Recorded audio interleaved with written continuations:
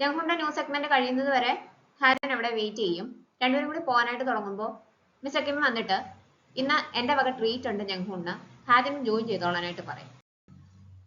വീട്ടിൽ വന്ന ഫോൺ എടുത്തിട്ട് തിരിച്ചു പോകാനായിട്ട് തുടങ്ങുമ്പോഴത്തേക്കിനും ഹാരൻ ഹാക്കിങ്ങിന് മെസ്സേജ് അയക്കും. ഞങ്ങള് ഇവിടെ മിസ്റ്റർ കിമ്മിന്റെ കൂടെ ഡിന്നറിന് പോവുകയാണ്, എല്ലാം കഴിയുമ്പോൾ ഞാൻ അറിയിക്കാന്നാണ് പറയുന്നത്. ഇവിടെ നേരം ഫ്ലാറ്റിൽ എന്തോ സൗണ്ട് കേട്ടിട്ട് ആരാണെന്ന് നോക്കാനായിട്ട് ചെല്ലും.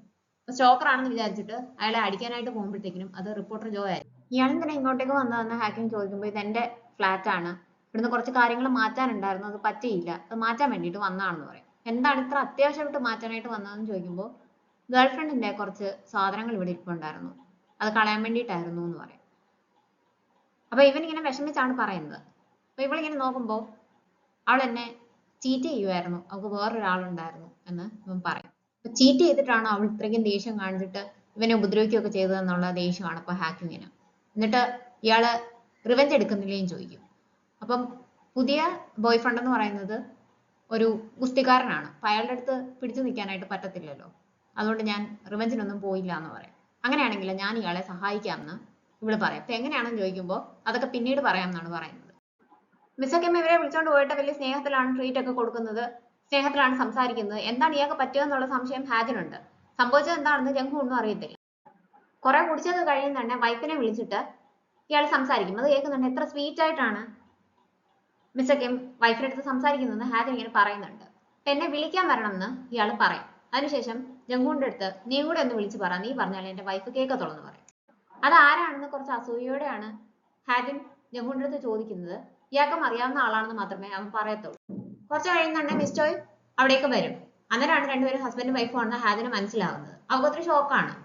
അപ്പൊ ഇവരെ വിളിച്ചോണ്ട് വന്നിട്ട് ഇത്രയും ഡിസ്റ്റർബൻസ് ഒക്കെ ആയതുകൊണ്ട് അപ്പോളജൈസ് ചെയ്തിട്ടാണ് മിസ്റ്റോയ് അവിടുന്ന് പോകുന്നത്. എന്തുകൊണ്ട് ഇവരെ ഹസ്ബൻഡും വൈഫും ആണെന്ന് നേരത്തെ എന്നോട് പറഞ്ഞില്ല എന്ന് ഹാജൻ ജംഗ്ഹുവിന്റെ അടുത്ത് ചോദിക്കുമ്പോൾ അതിനുള്ള ഒരു അവസരം എനിക്ക് കിട്ടിയില്ല എന്നാണ് അവൻ പറയുന്നത്.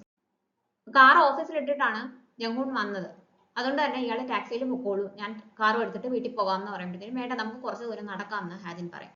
അന്നത്തെ ദിവസം അവിടെ ചെന്നതിന് ജംഗ്ഹുൻ അവളോട് താങ്ക്സ് ഒക്കെ പറയും. ഇത് കേൾക്കുമ്പോൾ ഇവള് പറയും ഇങ്ങനെ പറയരുത്, എനിക്ക് പേടിയാണ്, അന്ന് ഇതുപോലെ എന്നോട് നന്നായിട്ടൊക്കെ സംസാരിച്ചിട്ട് ഇനിയും തമ്മിൽ കാണരുതെന്നാണ് പറഞ്ഞത്, ഇനിയും അങ്ങനെ എന്തെങ്കിലും പറയുവാണെങ്കിൽ ഞാൻ അനുസരിക്കത്തില്ല, ഇനി എന്നോട് പറയാതെ ഡിസപ്പിയർ ആകരുതെന്നൊക്കെ പറയും. അപ്പൊ അവക്ക് അത് പേടിയായിട്ടുണ്ടെന്ന് ജംഗ്ഹുനും മനസ്സിലാവും. അങ്ങനെ ചെയ്യരുതായിരുന്നു എന്നും അവൻ തിരിച്ചറിയുന്നുണ്ട്. പിറ്റേ ദിവസം ഡയറക്ടർ ജി ഹാജിന്റെ ഒരു വലിയ ഫ്രെയിം ചെയ്ത ഫോട്ടോ ഒക്കെ ആയിട്ട് ഗിഫ്റ്റ് കൊടുക്കാനായിട്ട് അവളുടെ വീടിന്റെ ഫ്രണ്ടിൽ വന്ന് നിന്നിട്ട് വിളിക്കും. ഹാക്കിംഗ് ആണ് കോൾ അറ്റൻഡ് ചെയ്തത്. അത് ഇവന് ഇഷ്ടപ്പെടുന്നില്ല.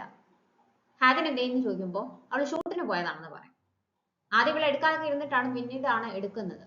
അങ്ങനെയാണെങ്കിൽ ഞാൻ വെയിറ്റ് ചെയ്യാന്ന് പറയുമ്പോഴത്തേക്കിനും വേണ്ട, രാത്രി വരെ ഷൂട്ടുണ്ട്, വെയിറ്റ് ചെയ്തിട്ട് കാര്യമില്ല, വേണമെങ്കിൽ എന്നെ ഏൽപ്പിച്ചാൽ മതി, ഞാൻ കൊടുത്തേക്കാന്ന് പറയും. അപ്പൊ വേണ്ട, ഞാൻ നേരിട്ട് ഹാജിന് കൊടുത്തോളാം എന്നാണ് ഇവൻ തിരിച്ചു പറയുന്നത്. ഇത് കേൾക്കുമ്പോൾ ഇവക്കും ദേഷ്യം വരുന്നുണ്ട്. അങ്ങനെയാണെങ്കിൽ ഇന്ന് കാണാൻ പറ്റും തോന്നില്ല, അതുകൊണ്ട് വേറൊരു ദിവസം വരാനായിട്ട് പറഞ്ഞിട്ട് ഇവള് കോള് കട്ട് ചെയ്യും. അത് ഇവന് ദേഷ്യമോ, എൻ്റെ അടുത്ത് അങ്ങനെ ചെയ്യും ഇങ്ങനെ ചെയ്യുന്നൊക്കെ പറയാനായിട്ട് ഹാക്കിംഗ് ആരാണെന്നുള്ള രീതിക്കാണ് അവൻ ചിന്തിക്കുന്നത്. ഡയറക്ടർ ജി ഇവരുടെ വീണ്ടും ഫ്രണ്ടിലാണല്ലോ, അകത്താളിലാന്ന് അവന് മനസ്സിലാവും. ഇവരിപ്പോ റിപ്പോർട്ടർ ജോയുടെ ഫ്ലാറ്റിലാണല്ലോ.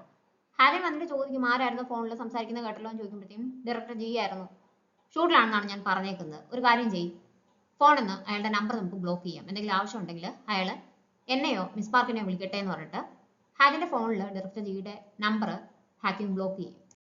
ചൂള് മിസ് പാർക്കിനെ കാണാനായിട്ട് വരും. അടുത്ത മാസത്തേക്ക് അവനെ അസൈൻ ചെയ്തേക്കുന്നത് ഈ പുതിയ ആക്ടറിന് വേണ്ടിയിട്ടാണ്. എന്തുകൊണ്ടാണ് ഇങ്ങനെ ചെയ്തത്, എന്നെ എന്തിനാണ് ഹാജിന്റെ ടീമിൽ നിന്ന് മാറ്റിയത്, എനിക്കിനി ഹാജിന്റെ കൂടെ വർക്ക് ചെയ്യാനായിട്ട് പറ്റത്തില്ലേ, ഹാക്കിംഗ് പറഞ്ഞിട്ടാണോ എന്നെ മാറ്റിയത്, എന്താണ് റീസൺ, എന്നോടൊന്ന് പറഞ്ഞുകൂടെ എന്നൊക്കെ പറഞ്ഞിട്ട് ഇവൻ ദേഷ്യപ്പെടും. എല്ലാവരും കേൾക്കുകയാണ് ദേഷ്യപ്പെടുന്നത്. ഞാനാണ് സ്റ്റോക്കർ എന്ന് അവർക്ക് സംശയം ഉണ്ടോ എന്ന് ചോദിക്കും.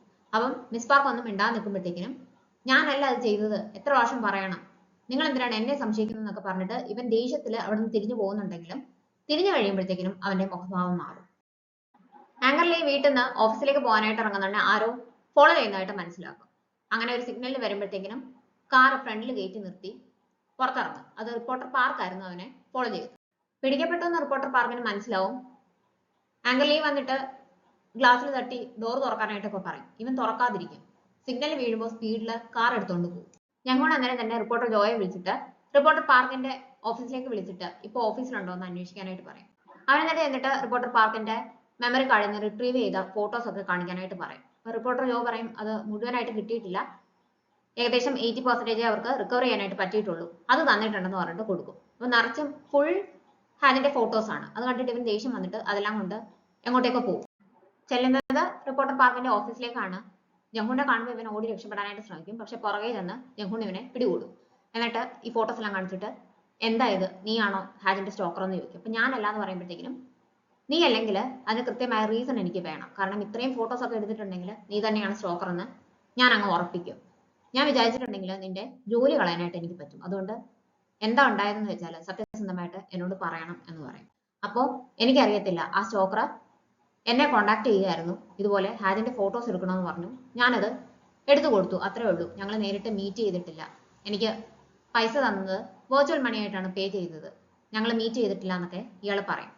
പിന്നെ എല്ലാവർക്കും സംശയമുണ്ട്, നീ എന്തിനാണ് ഇത്രയ്ക്കും ഇതിൽ ഇൻവോൾവ് ആവുന്നത്, ഇത്രയ്ക്ക് കൺസേൺ എന്തിനാണ്, നിങ്ങൾ ശരിക്കും റിലേഷൻഷിപ്പിലാണോ, എനിക്കങ്ങനെ തോന്നിയില്ലല്ലോ എന്നൊക്കെ പറയുമ്പോഴത്തേക്കും നീ ഒരു റിപ്പോർട്ടർ അല്ലേ, എന്നിട്ട് പോലും ഇത് സത്യമാണെന്ന് മനസ്സിലാക്കാനായിട്ട് നിനക്ക് പറ്റിയിട്ടില്ലെങ്കിൽ ഈ പണി നിനക്ക് പറഞ്ഞിട്ടുള്ളതല്ല എന്ന് മനസ്സിലാക്കണമെന്നൊക്കെ ഇവൻ തിരിച്ചു പറയും.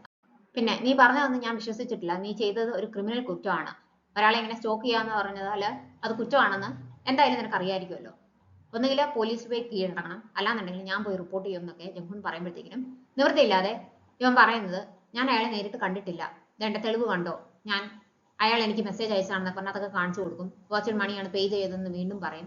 അതിനുശേഷം പറയും ഒരു പ്രാവശ്യം ഞാൻ ഇയാളെ കാണാൻ വേണ്ടിയിട്ട് ഇങ്ങനെ ഒന്ന് വെയിറ്റ് ചെയ്ത് നിന്നിട്ടുണ്ടായിരുന്നു, പക്ഷെ അയാള് ഫുൾ ബ്ലാക്കിലാണ് വന്നത്, അയാൾക്ക് എന്തോ ഒളിക്കാനുണ്ടെന്ന് തോന്നി, കാരണം അയാൾ വന്ന ബൈക്കിലെ നമ്പർ പ്ലേറ്റ് മാറ്റിയിട്ടുണ്ടായിരുന്നു, അതിന് നമ്പർ ഇല്ലായിരുന്നു എന്നും പറഞ്ഞു കൊടുക്കും. സ്റ്റോക്കറിനെ പേടിച്ചിട്ട് എങ്ങും പോകാൻ പറ്റാത്ത അവസ്ഥയിലാണ് ഹാദിൻ. അതുകൊണ്ട് തന്നെ ഹാക്കിങ് അവളെ കൂട്ടി പുറത്തേക്ക് വരും. അവിടെ അടുത്ത് നല്ലൊരു കഫേ ഉണ്ട്, നമുക്ക് അവിടേക്ക് പോകാം, അവിടെ നല്ല കേക്ക്സ് ഒക്കെ കിട്ടും എന്നൊക്കെ പറഞ്ഞിട്ടാണ് അവളെ വിളിച്ചുകൊണ്ട് പോകുന്നത്. ഇവരവിടെ ചെന്നിട്ട് സംസാരിച്ചുകൊണ്ടിരിക്കുന്നു. ആ കഫേയിൽ വന്ന രണ്ട് പെൺകുട്ടികൾ കണ്ടിട്ട് ഹാദിൻ ഈ കഫേയിൽ വന്നിട്ടുണ്ടെന്നൊക്കെ പറഞ്ഞ് അവര് ഫോട്ടോ ഒക്കെ എടുത്ത് സോഷ്യൽ മീഡിയയിൽ അപ്ലോഡ് ചെയ്യും. അത് ഈ സ്റ്റോക്കർ കാണും, കാരണം അവളെ ടാഗ് ചെയ്തിട്ടാണ് അവര് ഫോട്ടോ അപ്ലോഡ് ചെയ്തത്. റിപ്പോർട്ടർ പാർക്ക് പറഞ്ഞ തൊട്ട് ഒരു ബൈക്കിലാണ്, ഫുൾ ബ്ലാക്കിലാണ്, നമ്പർ പ്ലേറ്റ് ആ ബൈക്കിനില്ല. ആങ്കർലി നേരെ വരുന്നത് റിപ്പോർട്ടർ ജോയുടെ ഫ്ലാറ്റിലേക്കാണ് ഇവരെ കാണാൻ വേണ്ടിയിട്ട്. നോക്കുന്നുണ്ടേ ഫുൾ ബ്ലാക്കിൽ ഒരാള് ബൈക്കിൽ പോകുന്നു. എന്തോ സംശയം തോന്നിട്ട് ഇവൻ തിരിഞ്ഞു നോക്കുമ്പോഴത്തേക്കിനും അതിന് നമ്പർ പ്ലേറ്റ് ഇല്ല. അന്നേരം തന്നെ അവൻ ഇയാളുടെ പുറകെ ചെല്ലും. നോക്കുന്നുണ്ടേ ഹാക്കിങ്ങും ഹാദിനും ആ കഫേന്ന് ഇറങ്ങി വരുന്നതാണ് കാണുന്നത്. ഇവൻ നോക്കിക്കൊണ്ട് നിൽക്കെ തന്നെ ഈ ആള് സ്പീഡ് കൂട്ടി ഇവരെ ഇടിക്കാൻ വേണ്ടിയിട്ട് പോകും. അപ്പൊ ഇവൻ പെട്ടെന്ന് ഉറച്ച് ഇവരുടെ പേര് വിളിക്കും. പേര് വിളിച്ചിട്ട് ഇവനെ ഇങ്ങനെ കണ്ടിട്ട് ഈ സൗണ്ട് കേട്ട് ഇവർ രണ്ടും കൂടി തിരിഞ്ഞു നോക്കുമ്പോൾ അയാൾ ഇവരെ ഇടിക്കാനായിട്ട് വരുവാണ്. അപ്പൊ ഹാദിനെ ലക്ഷ്യം വെച്ചാണ് വരുന്നത്. പെട്ടെന്ന് ഹാക്കിങ് അവളെ പിടിച്ച് മാറ്റിയിട്ട് രണ്ടുപേരും താഴെ വീഴും. ഹാദിന് അന്നേരം പഴയ ഒരു ഓർമ്മ വരും, അവൾ ആരെയോ പേരെടുത്ത് വിളിക്കുന്നു, ആ പെൺകുട്ടിയെ ഇതുപോലെ ആരോ ബൈക്കിൽ ഇടിക്കാനായിട്ട് വരുവാണ്, അവളാണ് ആ പെൺകുട്ടിയെ പിടിച്ചു മാറ്റുന്നത്. അത് സെയ്യൂൺ ആയിരുന്നു. ജംഗൂൺ ഓടി വന്നിട്ട് ഹാദിന്റെ എന്തെങ്കിലും പറ്റുമോ എന്ന് ചോദിക്കും. ഹാദിന് അപ്പം ഈ മെമ്മറിയാണ് ഇരിക്കുന്നത്, പക്ഷെ എന്താണ് നമുക്ക് മനസ്സിലാവുന്നില്ല. അവൾ അന്നേരം തന്നെ ബോധം വന്നിട്ട് ഹാക്കിങ്ങിന് എന്തെങ്കിലും പറ്റുമോ നോക്കും. ഹാക്കിങ്ങിന്റെ കൈക്ക് ഫ്രാക്ചർ ആയിട്ടുണ്ട്. അവരങ്ങനെ അവിടുന്ന് ഹോസ്പിറ്റലിൽ പോകും. അന്നത്തെ ദിവസം ഹാദിനും ഹാക്കിങ്ങിന്റെ കൂടെ അവിടെ ഇരിക്കാമെന്ന് പറയുന്നുണ്ടെങ്കിൽ ഹാക്കിങ് സമ്മതിക്കത്തില്ല. ഇവിടെ ഇരിക്കുന്നത് സേഫ് അല്ല, ഡേഞ്ചറസ് ആണ്, തിരിച്ച് ഫ്ലാറ്റിലേക്ക് തന്നെ പൊക്കോളാനായിട്ട് പറയും. അന്നേരം ആങ്കർലി പോലീസുകാരെയും വിളിച്ചുകൊണ്ട് അവിടെ വരും. എന്താ സംഭവിച്ചതെന്നൊക്കെ ഹാക്കിങ് വിശദീകരിച്ച് പറഞ്ഞു കൊടുക്കും. അവർ അന്വേഷിക്കാമെന്ന് പറഞ്ഞിട്ട് പോകും. ഹാദിനെ കൊണ്ട് ഫ്ലാറ്റിലേക്ക് പോയിട്ട് ഇന്ന് അവിടെ സ്റ്റേ ചെയ്യാമോ എന്ന് ഹാക്കിങ് ആങ്കർലി എടുത്ത് ചോദിക്കും. അവൻ സമ്മതിക്കും. അവർ പോകുന്ന വഴിയെല്ലാം ജംഗൂൺ ഹാദിനെ ശ്രദ്ധിക്കുന്നുണ്ട്. അവള് വേറെ എന്തോ ആലോചിച്ചുകൊണ്ടിരിക്കുകയാണെന്ന് അവൻ മനസ്സിലാവും. എന്താ ഇന്നത്തെ സംഭവം കാരണം ഷോക്ക്ഡ് ആയിട്ട് ഇരിക്കുവാണോ എന്ന് ചോദിക്കുമ്പോൾ അതല്ല, ഇതുപോലെ ഇതിനു മുമ്പ് സംഭവിച്ചിട്ടുണ്ട്, ഇതുപോലെ സംഭവിച്ചപ്പോൾ ഞാനാണ് ആ ആളെ പിടിച്ചു മാറ്റിയത്, അത് ആരായിരുന്നെന്നോ എന്തായിരുന്നെന്നോ എനിക്ക് ഓർമ്മയില്ല, ശരിക്കും ഞാൻ എക്സ്പീരിയൻസ് ചെയ്തതാണോ എന്ന് പോലും എനിക്ക് തിരിച്ചറിയാനായിട്ട് പറ്റുന്നില്ല എന്ന് പറയും. ഇനി ഇങ്ങനെയൊന്നും സംഭവിക്കാതിരിക്കാനായിട്ട് ഞാൻ ശ്രദ്ധിച്ചോളാം, ഇയാളെ പ്രൊട്ടക്ട് ചെയ്യാനായിട്ട് ഞാൻ ഇവിടെ ഉണ്ടെന്ന് വിചാരിച്ചാൽ മതി എന്ന് ജംഗൂൺ അവളുടെ അടുത്ത് പറയും. ഹാദിന് ശരിക്കും അന്ന് നടന്ന സംഭവം ഒരു ഷോക്കായിരുന്നു. അവൾ ഉറങ്ങി കഴിയുമ്പോഴത്തേക്കും വീണ്ടും അതേ കാര്യം തന്നെ വീണ്ടും സ്വപ്നം കാണും.